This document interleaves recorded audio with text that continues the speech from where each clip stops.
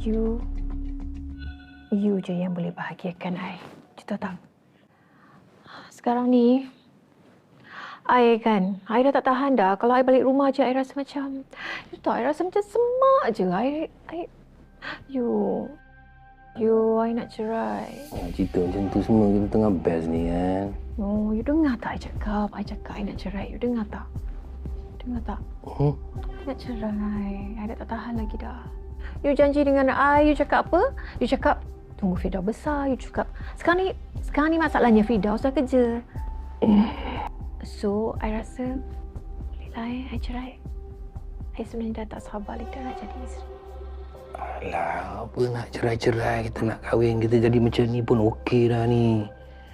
Sayang, you tengok I tetap you je.